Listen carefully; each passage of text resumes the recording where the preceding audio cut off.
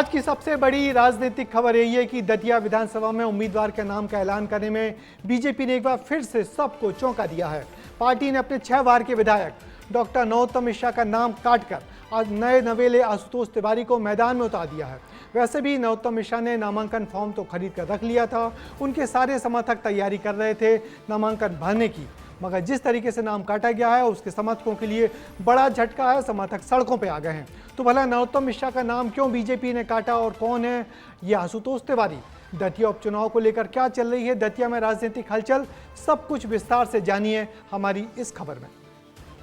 इस चेहरे को अपनी जहन में बिठा लीजिए, ये हैं आशुतोष तिवारी। बीजेपी ने दतिया उपचुनाव के लिए इन्हीं पर भरोसा जताया है और इसी के साथ बीजेपी ने सभी को एक बार फिर चौंकाया है और सवाल छोड़ा है नरोत्तम मिश्रा के नाम पर। सवाल तो है, लेकिन इसके पीछे का जवाब खंगालने से पहले बीजेपी के उम्मीदवार आशुतोष तिवारी को जान लीजिए। आशुतोष तिवारी पूर्व संभागीय संगठन मंत्री हैं, एमपी हाउसिंग बोर्ड के पूर्व अध्यक्ष रह चुके हैं, बीजेपी कार्य समिति के सदस्य हैं और ग्वालियर चंबल क्षेत्र में लंबे समय से एक्टिव रहे हैं। अब जब बीजेपी ने अपना भरोसा इन पर जताया है तो खुद आशुतोष तिवारी का क्या कहना है वो भी जान लेते हैं। पार्टी के प्रति हृदय से आभार, बहुत धन्यवाद। अध्यक्ष से मुलाकात हुई, अजय जामवाल भी मौजूद रहे। हाँ, मैं आशीर्वाद लेने आया था। हमारी पार्टी के दोनों ही वरिष्ठ हमारे नेता हैं और सभी वरिष्ठों के प्रति मैंने आभार व्यक्त किया है। नरोत्तम जी भी साथ रहे? स्वाभाविक रूप से हमारे परिवार के अभिभावक हैं, उनका आशीर्वाद भी साथ में रहेगा। सबको पार्टी ने चौंका दिया आपका नाम निकलकर। मेरे जैसे सामान्य कार्यकर्ता को पार्टी ने टिकट दिया है तो चौंका तो मैं भी हूं, पर पार्टी के नेतृत्व का जो आदेश है उसका पालन करने के लिए मैदान। जिस दिन से दतिया में उपचुनाव की घोषणा हुई उस दिन से जिसका नाम सबसे आगे था वो थे नरोत्तम मिश्रा, जो 2023 में केवल 7,742 वोटों से हारे थे, लेकिन इस बार जीतने के मूड में थे। उन्होंने नामांकन फॉर्म भी खरीद लिया था, प्रचार भी शुरू कर दिया था। कई बार उन्होंने बयान दिए जिसमें साफ झलक रहा था कि वो चुनाव लड़ना चाहते हैं। उनसे फिर कह रहा हूं, सुन जी तू अनजाने में पिलता है, धूल कोई हो सकती है, जीवन के कुछ पलों में खुशी हमारी, ऐसे ही अनजान पलों की धूल हमारे माफ करें, समाधान देकर हमको नहीं। लेकिन जब बीजेपी ने नाम का ऐलान किया तो सारे कयास एक बार फिर से ठंडे पड़ गए। अब सवाल यही है कि कैसे बीजेपी इस उलटफेर को संभालेगी। नरोत्तम मिश्रा आश्वस्त थे कि उनको टिकट मिलेगा। मोदी शाह की जोड़ी जब से भाजपा में आई है, ये नेतृत्व हमेशा चौंकाता रहा है निर्णयों से। पिछली बार उन्होंने सिवड़ा से टिकट भी मांगा था, लेकिन प्रदीप अग्रवाल को टिकट मिल गया था। तो इस बार उनको संघ का होने के कारण पार्टी ने मौका दिया है, नया चेहरा है, सरकार चूंकि है प्रदेश में, इसलिए जो है पूरी मजबूती से लड़ेगी। कुछ भी हो सकता है चुनाव में। हालांकि अब कयास ये भी लगाए जा रहे हैं कि नरोत्तम मिश्रा को बीजेपी किसी बड़े पद से नवाज सकती है। राजनीतिक पंडितों का मानना है कि बीजेपी ने तय रणनीति से ये कदम उठाया है और ये रणनीति के पन्ने कुछ ही समय में खुलेंगे भी। लेकिन उससे पहले बीजेपी के इस चौंका देने वाले फैसले पर राजनीतिक गलियारों में क्या हलचल है, अब वो भी जान लीजिए।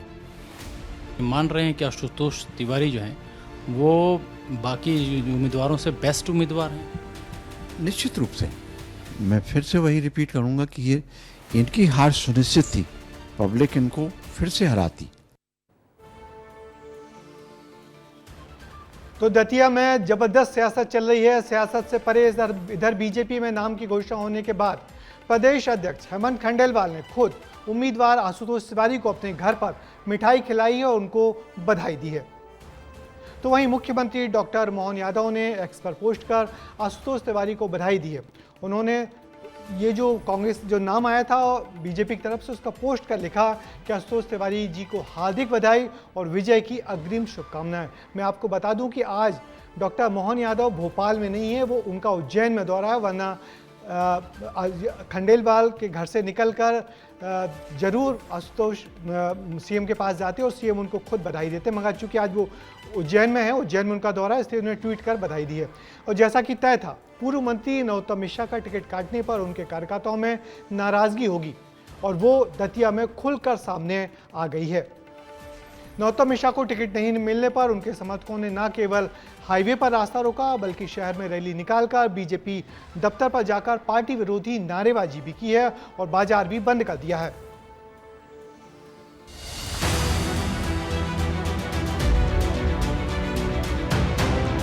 आप देख सकते हैं भाजपा कार्यालय के सामने भाजपा कार्यकर्ता ने हाईवे जाम कर दिया। नरोत्तम मिश्रा के समर्थन में ये लोग मैदान पर उतर आए हैं। नेता हमारा ब्रांड है, टिकट चाहिए नरोत्तम दादा के लिए। नरोत्तम मिश्रा चाहिए, कुछ नहीं चाहिए। दतिया की पहचान ही नरोत्तम है और कोई नहीं है। हम सारे के सारे इस्तीफा देने के तैयार हैं। भाई साहब, जिस व्यक्ति ने अपना पूरा जीवन एक पार्टी के लिए समर्पित कर दिया हो, आप उसका ऐसे कैसे टिकट काट सकते हैं? अगर दादा को टिकट नहीं मिला तो मैं खुल के कांग्रेस को वोट करूंगा। जनता आज चक्का जाम कर रही है जी। दादा की एक बहुपद है। दादा को अगर टिकट नहीं मिला तो सारे के सारे कांग्रेस में शामिल हो जाएंगे। कोई नहीं जानता इसको।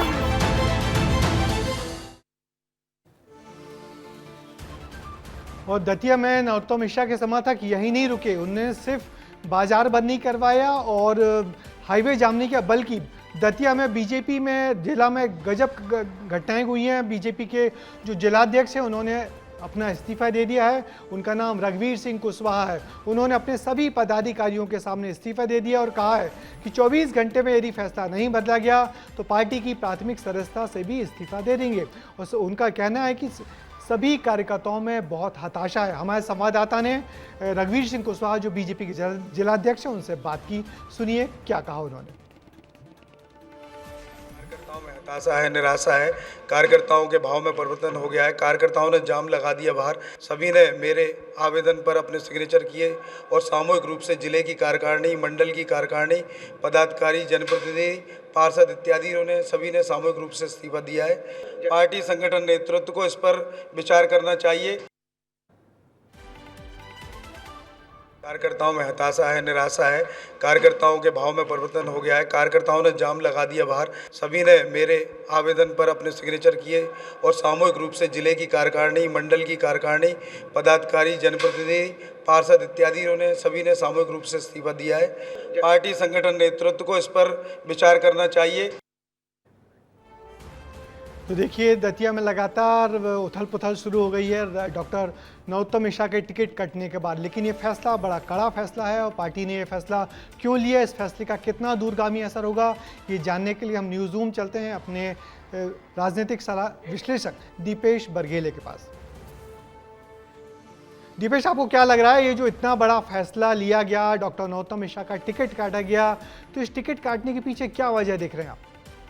देखिए, बहुत सारे कारण हो सकते हैं। चूंकि जिस तरह की चर्चा चल रही थी, पिछला विधानसभा चुनाव उनका लगभग 7,000 से ज़्यादा वोटों से हार जाना और चुनाव हारने के बाद भी पार्टी के अंदर कई तरह की चर्चा दतिया विधानसभा सीट को लेकर होना। अब जब उपचुनाव की बातचीत शुरू हुई उसके बाद भी भारतीय जनता पार्टी ने इन तमाम बातों पर विश्लेषण किया कि भाई किसे चुनाव मैदान में उतारा जाए। क्या नरोत्तम मिश्रा को ही अगर वापस टिकट दिया जाता है तो कहीं ऐसा तो नहीं कि पार्टी और ज़्यादा दिक्कत में आ जाएगी। तो ये कई सारे फैक्टर्स थे जिन पर मंथन हुआ और उसके बाद भारतीय जनता पार्टी ने एक नया नाम दिया है। साथ ही साथ जिस बात को लेकर चर्चा हम बहुत लंबे समय से कर रहे हैं कि 2 बार, 10 बार, 5 बार के जो विधायक हैं अब उन्हें साइडलाइन करते हुए भारतीय जनता पार्टी ऐसे प्रत्याशियों को चुनाव मैदान में उतार रही है या फिर ऐसे चेहरों को लेकर आ रही है जो लंबी रेस के घोड़े हों। मैं शब्द ऐसा इस्तेमाल कर रहा हूं क्योंकि राजनीति में इन तमाम बातों का डिस्कस होता है, चर्चा होती है। अब ऐसे चेहरे लाए जा रहे हैं जो 2047 तक के विजन को भारतीय जनता पार्टी के जमीनी स्तर पर उतार पाए। यही कारण है कि भाई बदलाव की चर्चा जो है वो अब हो रही है कि भारतीय जनता पार्टी अब बदलाव की दिशा में आगे बढ़ रही है। क्या यही एक बड़ा कारण है? अंचल भी हमारे साथ जुड़े हुए, उनसे बातचीत करते हैं।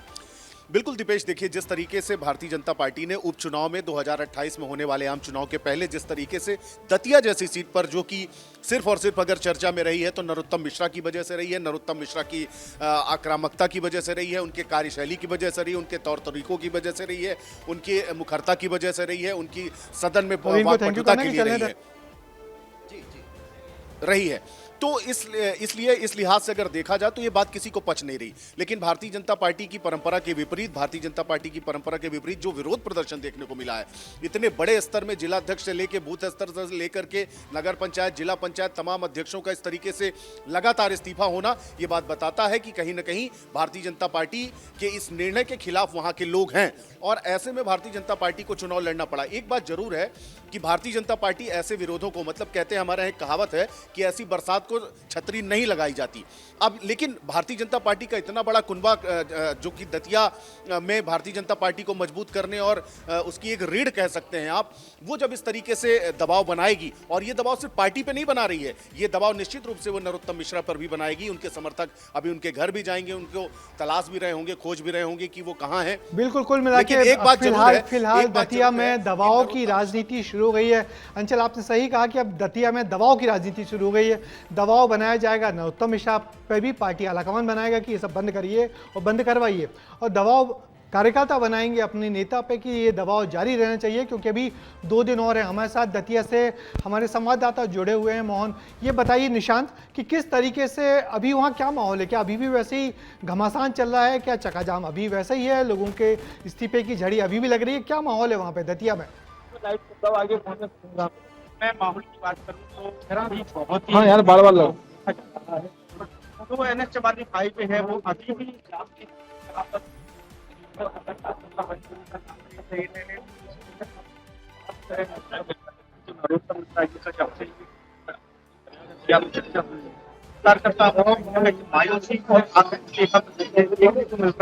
बिल्कुल, चलिए आप वहाँ नजर बनाए रखिए, क्योंकि दतिया में गतिविधियां लगातार चली। मगर हम आपको एक खूबसूरत एक और तस्वीर दिखाना चाह रहे हैं कि परिस्थितियां कैसे बदलती हैं।